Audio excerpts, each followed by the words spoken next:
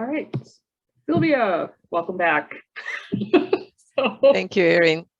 Sure. So I just wanted to express my thanks again for taking time out of your work and farm life and family just to share a little bit about your farmland access journey. And I'm wondering if you could just start by sharing your name, where you're from, and just kind of where are things at right now with your farm goals and dreams? Absolutely. Well, my name is Silvia Abel-Caines. It's a long last name, but this is what I have. I have been working with Organic Valley as a ruminant nutritionist for the last 10 years and involved quite a bit in what it is the core of organic farming, both for livestock and also pretty much into forage quality for livestock and how to have this grazing and forages at the best balance for the animals.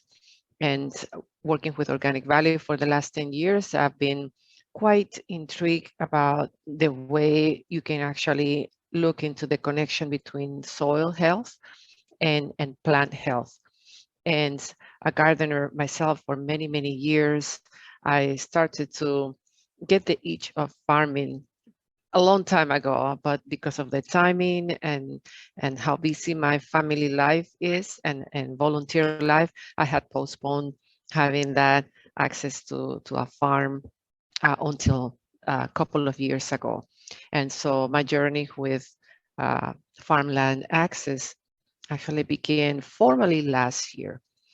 Dreaming about it many years ago, but it started last year. And just help us to, kind of join you on that. So what is it? How can you offer a summary on how do you even start with oh my gosh, you from this dream that's been brewing for a while to finding out where you want to land, and take us through some of the steps that are on your mind in terms of decisions and what came up along. Sure. Sure. Well, I should probably start saying that I live in an urban setting. I live in the northwest suburbs of Chicago, which put the farmland a little bit away from what I see every day. Even though where I live, I actually have a beautiful backyard. It is a forest preserve, so also kept the dreaming alive every day when I go in the backyard. But knowing that if I wanted to have actually a fully controlled area where I know what I'm putting in the soil and I'm confident about eating what I'm growing, I should have probably stepped out of the Chicago area for sure. So my journey began actually with the desire to do farming, what we are called superfoods, not your typical, not that tomatoes and peppers are not good or can be nutrient dense, but I'm particularly focused on those special vegetables and fruits that carry a lot of nutrients in a pack. And at the same time, that could be used for healing. And garlic has been one of my favorites for a long time. So 2 years ago in 2019, in late fall, a friend of mine, who was my boss actually at Organic Valley, let me know that I could grow garlic in part of his farm. And I leased a couple of acres right there. It's in Lafarge, Wisconsin, which is a small town in Southwest Wisconsin. I think you're pretty familiar with that. And I began in 2019 planting garlic in late October there. And that's how it began, leasing land from a friend.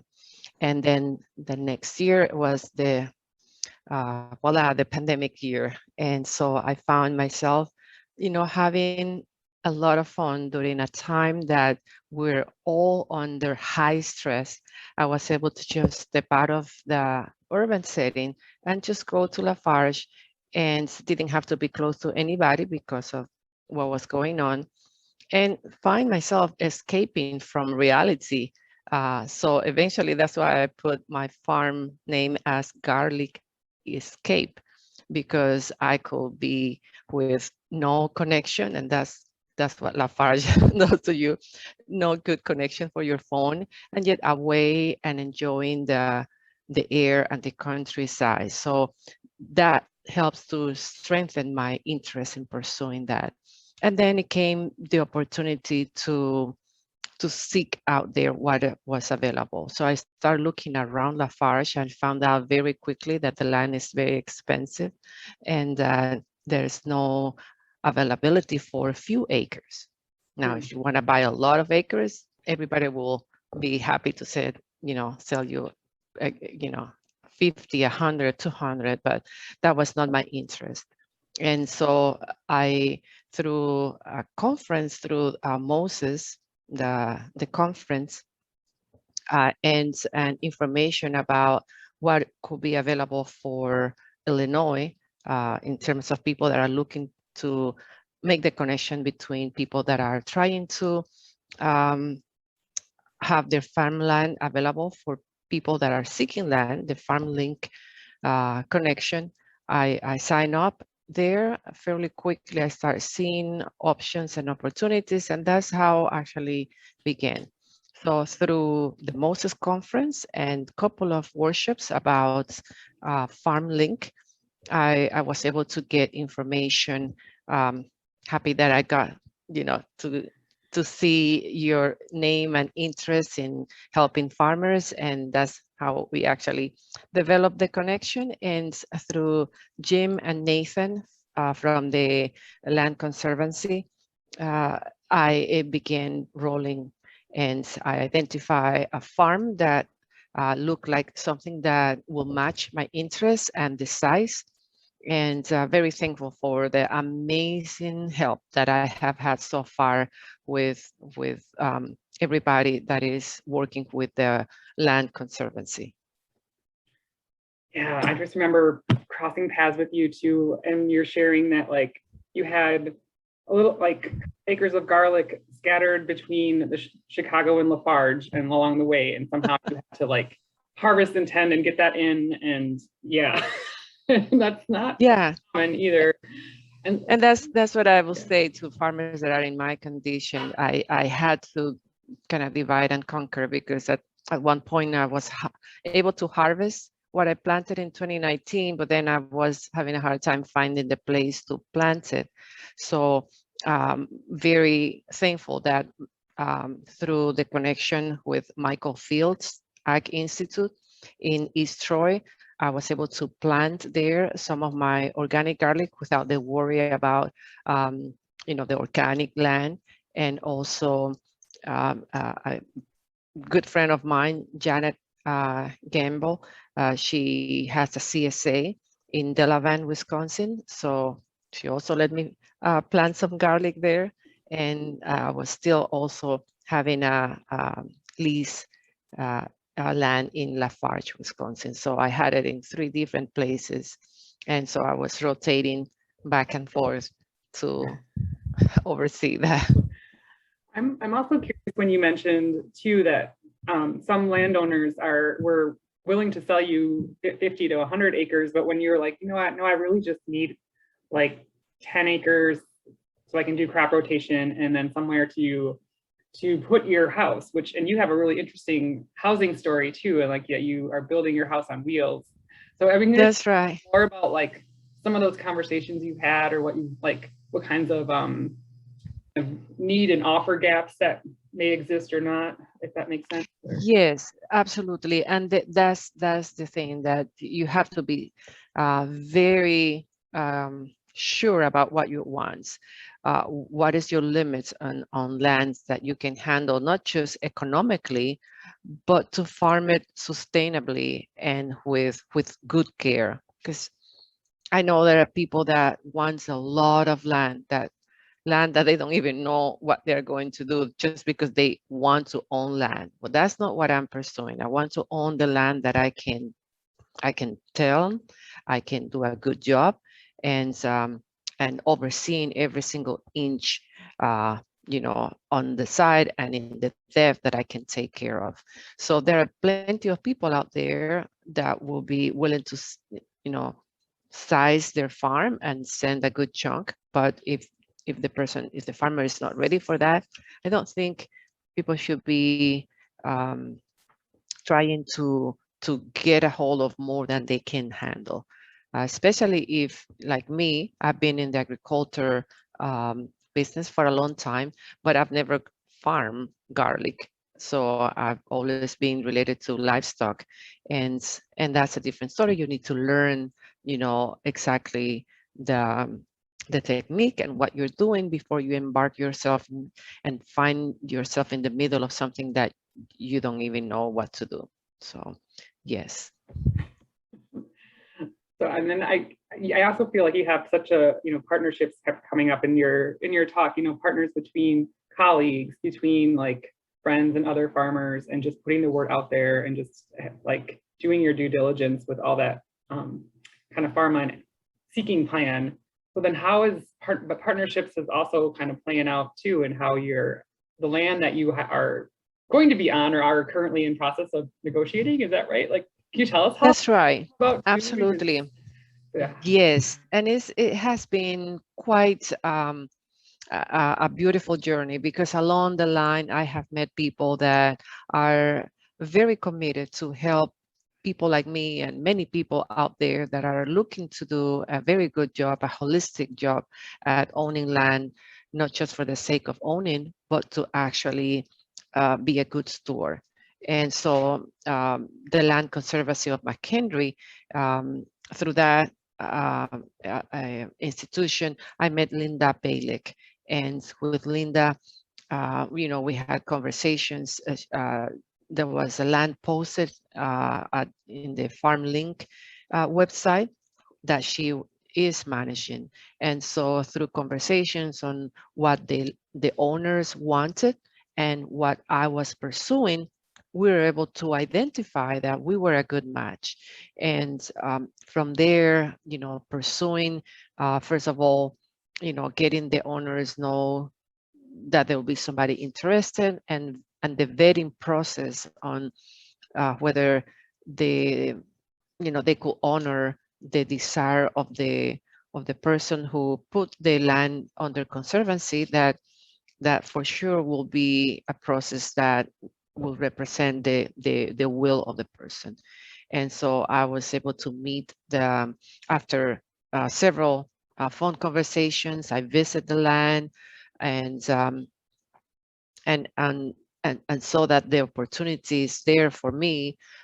Then that identifying that was a good match, Linda introduced me to some other people that have helped me through the development of a farm business and a plan to identify, the potential that there is in this property, and also at the same time helping me to understand what is the responsibility, and acquiring the land through good counseling, financial counseling is the best thing. I don't think I would have done that in a correct way if I wouldn't have the advice that I've had from the seminars that I attended through the FarmLink. They had webinars that make the seeking of the land process more less subjective, more objective. They teach you about finances and what to do. And through them, I met Paul Dietman. Probably I'm not pronouncing his last name well. Dietman. Yeah, it's Paul Dietman with Compeer Financial, I think. Yes, that's right. And Mark Piecos from the McHenry Community College and Small Business Association. So through that process of getting to know people that will help me in this, clarify many questions that I had, and at the same time made me more confident that I can do this because I have a good, support and people that have done this with other people. Absolutely. And so then in that space, so you have your business plan line. I think sometimes, you you've had your business plan. It's really great shape when I first met you too. And it's just a matter, like you said, of all the other little pieces that had to line up along the way, like the financing and the partnerships. What was important? What is important to you so are you starting with like a lease with an option to purchase, or is that how this is unfolding for you? Or what are some, I mean, that's more Yes, right than just a handshake agreement. Is that? that's correct. Yes. Actually, after meeting the owners of the farm, the farm is going through the process of being under a conservation easement. And that means, because it is still in process, it's not finished, I was allowed to lease the land until the whole conservancy easement is done. And then I will have the option to purchase the land. Of course, it will be, put out there to the public. But the way it is that as I lease in this year, 2021 into 2022, I'm able to actually, quote, quote, practice farming the land that I will potentially own, if that's the case. So I don't want to say that everything is closed and secure, but with the process that I'm going through, I will have the first option to buy, if that is the case. And through that, I can actually see what's the potential of the land. The farm has tillable acres and also a beautiful wooded acres that potentially can help me finish the vision of having silvopasture farming in there, and at the same time integrating what will be, the specialty crop, garlic and ginseng, and in the future probably ginger too. Amazing. That sounds so good.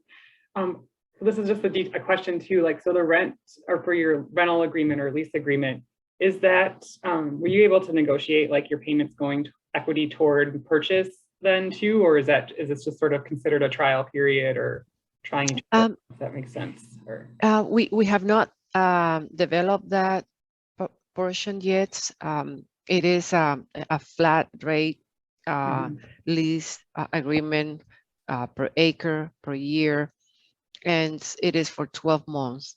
Hopefully before the end of the 12 months, the whole easement has been finished, and then we can proceed to calculate if I'm going to continue to lease, to own, then we will do that settlement. We are pursuing through Amy Browley. She is going to help us, I say us, my husband and I, to go through the lease agreement into purchase. The conservation will purchase the land from the owners, and then we can pursue to actually lease or buy from the conservancy fund.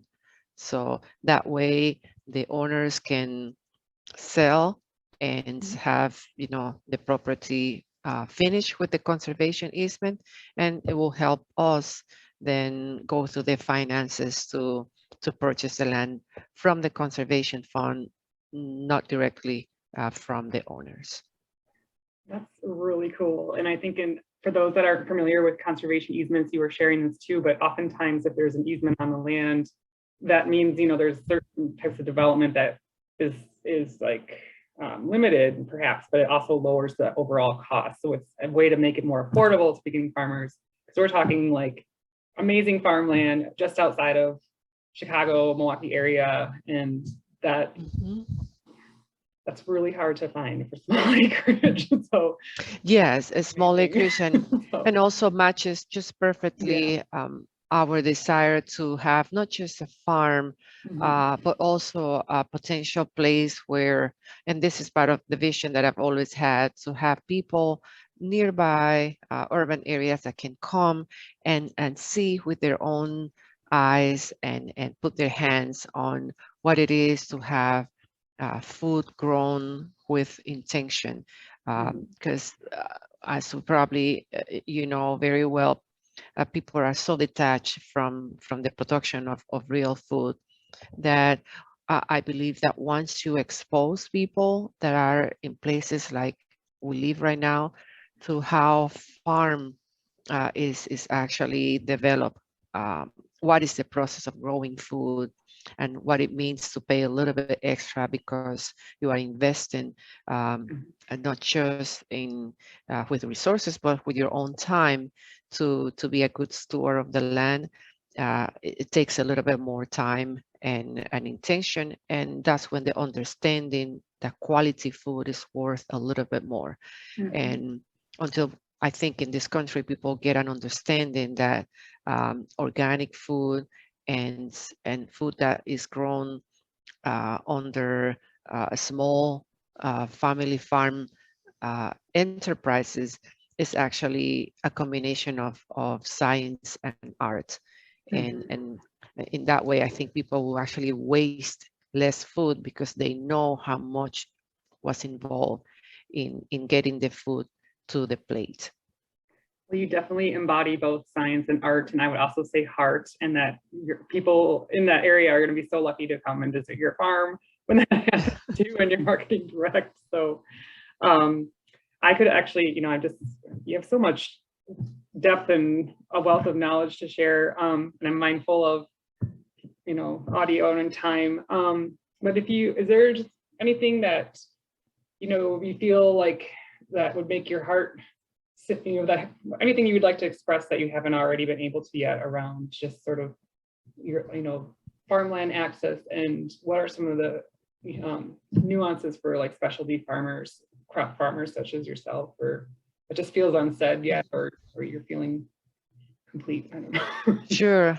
One thing that I want to say is that if you know anybody listening and thinking, yes, this is something that I want to pursue, is to make sure that you seek a way of farming and a way of agreeing with landowners where you will have more than 1 or 2 or 3 years invested in what you're doing. Because if you're not able to purchase the land, if you'll be leasing, to farm with regenerative standards and organic standards is an investment. And so if you are going to be moving around because you don't find the right place, you need to take a little bit slower and decide, you know, where you want to put all your time, because farming organically is a lot of investment, both in soil amendments and in care of the land. If you don't want to till deeply, you have to work a little bit more. And so if you leave that in 12 months, that investment is gone. It's not lost because somebody else will continue to reap that. But for small farmers and people that don't have the resources, you need to be careful about how you select the lease agreements and how long will you be able to do that. Well, thank you. I think that's a wrap. I don't know. Sorry. Okay, I'm going to stop recording.